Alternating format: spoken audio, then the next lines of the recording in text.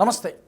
తిరుమల తిరుపతి దేవస్థానం ఈ మధ్యకాలంలో ఒక విప్లవాత్మకమైనటువంటి ఒక రెవల్యూషనరీ డెసిషన్ తీసుకునే దిశగా ఆలోచన చేస్తోంది అనేది బయటికి మీడియాలో కూడా వార్తలు రావడం జరిగింది.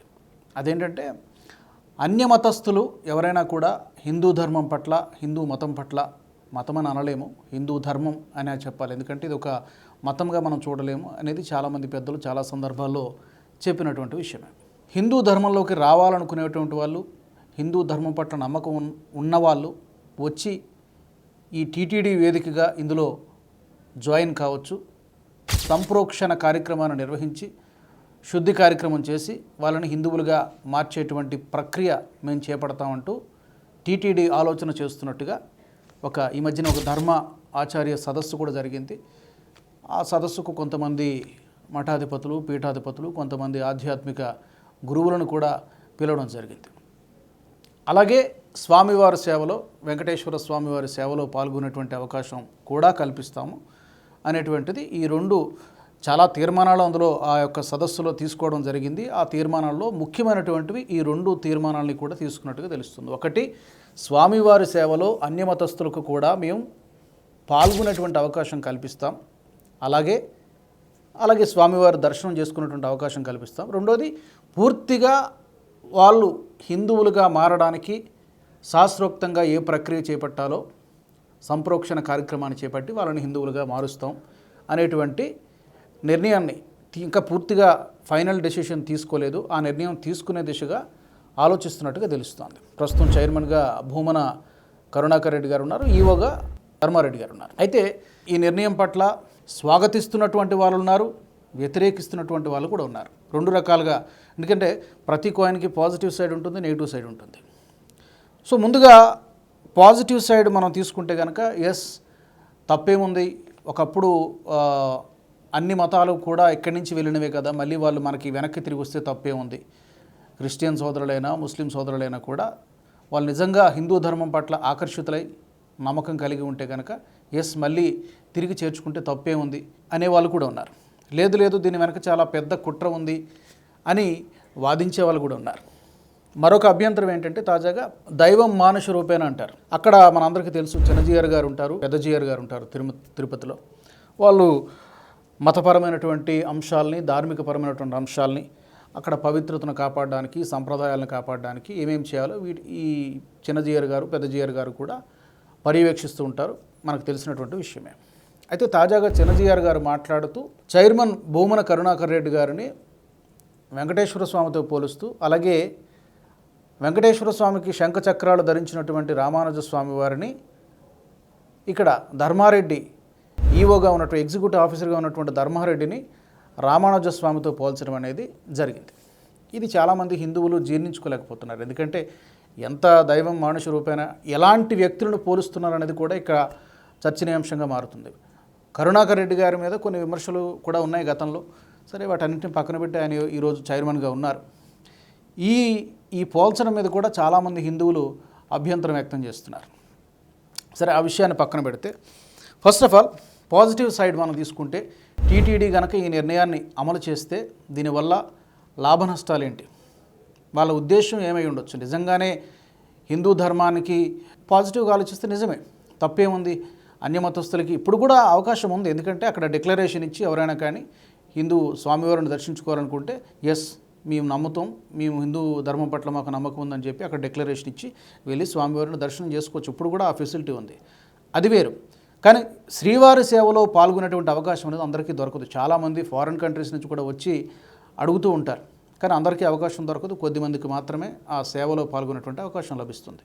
సో ఇప్పుడు ఏకంగా అన్య మతస్థులకే మేము అవకాశం కల్పిస్తాం, శ్రీవారి సేవలో పాల్గొనేటువంటి అవకాశం కల్పిస్తాం అనడం మాత్రమే కాకుండా, దానికంటే పెద్ద నిర్ణయం ఏంటంటే మీరు హిందువులుగా మారచ్చు, టీటీడీ వేదికగా మేము అవకాశం కల్పిస్తాం అని చెప్పడం అనేది చర్చనీయాంశంగా మారింది, వివాదాస్పదంగా మారింది. నెగిటివ్ సైడ్ విమర్శించే వాళ్ళు, ఈ నిర్ణయాన్ని విమర్శించే వాళ్ళు ఏమంటున్నారంటే, హైందవానికి ఒక పెద్ద ముప్పు పొంచి ఉంది, హిందూ ధర్మానికి పెద్ద ముప్పు పొంచి ఉంది. దానికి కారణం ఏంటంటే తరతరాలుగా జరుగుతోంది హిందూ ధర్మం పైన, హిందువులపైన దాడులు జరుగుతూ ఉన్నాయి. కన్వర్షన్స్ జరుగుతున్నాయి, మత మార్పిడులు, బలవంతపు మత మార్పిడులు జరుగుతున్నాయి. అది ఆక్షేపించదగినట్టు, అది ఖండించాల్సినటువంటి విషయం. మనది ప్రజాస్వామ్య దేశం. ఇది ఇండివిజువల్ చాయిస్. ఎవరికి నచ్చినటువంటి మతాన్ని వాళ్ళు అనుసరించవచ్చు, దాంట్లో ఏమీ అభ్యంతరం లేదు. కానీ బలవంతంగా ప్రలోభపెట్టి లేకపోతే మరొక రకమైనటువంటి ఆశ చూపించి వాళ్ళని ఇతర మతాలు, ఇది ఎంతోమంది ప్రతి సంవత్సరం, ప్రతి నెల, ప్రతిరోజు ఇతర మతాల్లోకి హిందువుల్ని రకరకాల కారణాలు చూపించి మత మార్పిడి చేస్తున్నారు. అది క్రిస్టియనిజం వైపు కావచ్చు, క్రిస్టియన్లుగా మారుతున్నారు. కొన్ని సందర్భాల్లో ముస్లిం మతాన్ని కూడా స్వీకరించడం జరుగుతుంది అన్ఫార్చునేట్లీ, బలవంతంగా. అది డెఫినెట్గా అది ఖండించి తీరాల్సిందే. సో హిందూ ధర్మం పట్ల, హిందూ ధర్మానికి పెద్ద ముప్పు పొంచి ఉంది. ఆ కుట్రలో భాగంగానే ఇదంతా కూడా జరుగుతుంది అనేటువంటిది కొంతమంది హిందువులు ఆరోపిస్తూ ఉన్నారు. ఇక్కడ నేను ఎలాంటి స్టేట్మెంట్ అయితే ఇవ్వడం లేదు, ఎందుకంటే టీటీడీ చేస్తున్నది తప్పు లేదా ఒప్పు అని కానీ సమర్థించడం లేదు, విమర్శించడం లేదు. కాకపోతే జరుగుతున్నటువంటి విషయాన్ని మాత్రం తెలియజేస్తున్నాను. ఇది ఎంతవరకు సమర్థనీయం అనేది మీరు కూడా కామెంట్ల రూపంలో తెలియచేయచ్చు. ఈ అంశం మీద పెద్ద ఎత్తున చర్చ జరగాల్సినటువంటి అవసరం ఉంది. అది మఠాధిపతులు కావచ్చు, పీఠాధిపతులు కావచ్చు, లేదా హిందూ ధర్మానికి సంబంధించి పెద్ద పెద్ద స్వామీజీలు ఉన్నారు. వీళ్ళందరూ కూడా ఈ అంశం మీద చర్చ జరగాల్సినటువంటి అవసరం ఉంది. నిజంగా టీటీడీ ఒక మంచి ఉద్దేశంతో ఈ కార్యక్రమాన్ని చేపడితే మంచిదే. కానీ అసలు కార్యక్రమం చేపట్టడం వెనకే ఈ ఆరోపణలు వస్తున్నట్టుగా ఏదో కుట్ర ఉంటే మాత్రం డెఫినెట్గా అది ఖండించి తీరాల్సిందే. ఈ కార్యక్రమాన్ని చేపట్టడానికి ప్రధానంగా వినిపిస్తున్నటువంటి అభ్యంతరాలు ఏంటంటే, కేవలం ఒక్కసారి సంప్రోక్షణ చేసేస్తే హిందువులుగా మారిపోవచ్చా, వాళ్ళు శ్రీవారి సేవలో పాల్గొనవచ్చా, నిజంగానే వాళ్ళు మన హిందూ ధర్మం పట్ల ఆకర్షితులై వచ్చారా, లేకపోతే ఇంకా వేరే ఉద్దేశం ఏమైనా ఉందా? ఎందుకంటే ప్రపంచంలో ఎంతోమంది, కోట్లాది మంది హిందువులు ఆరాధించేటువంటి దైవం వెంకటేశ్వర స్వామి. అక్కడ ప్రతిరోజు లక్షల మంది భక్తులు వచ్చి వెళ్తూ ఉంటారు.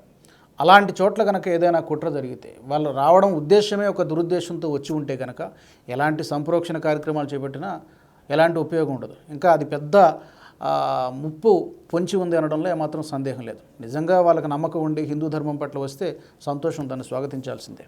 కానీ అలా కాకుండా మాత్రం వాళ్ళు రావడమే వేరే ఉద్దేశంతో వస్తే, ఎందుకంటే మతం కోసం మేము ప్రాణం ఇస్తాం, ప్రాణం తీస్తాం అనేటువంటి మనుషులు ఉన్నటువంటి ఈ రోజుల్లో వాళ్ళు దురుద్దేశంతో వచ్చి కనుక అక్కడ ఆ కొండపైన పవిత్రమైనటువంటి పుణ్యక్షేత్రంలో ఏదైనా దారుణాలకు పాల్పడితే మాత్రం దాని యొక్క పరిణామాలు చాలా లాంగ్ రన్లో చాలా దుష్పరిణామాలు ఉంటాయనేది చాలామంది హిందువులు ఆందోళన వ్యక్తం చేస్తున్నటువంటి పరిస్థితి. ఎందుకంటే అక్కడ లడ్డూ ప్రసాదం తయారు చేసేటువంటివి ఉంటాయి, తర్వాత నగదును లెక్కించేటువంటి సెంటర్స్ ఉంటాయి. వీటన్నిటిలో కూడా శ్రీవారి సేవలో భాగంగా పాల్గొనేటువంటి వాళ్ళు ఇక్కడ పర్యవేక్షిస్తూ ఉంటారు.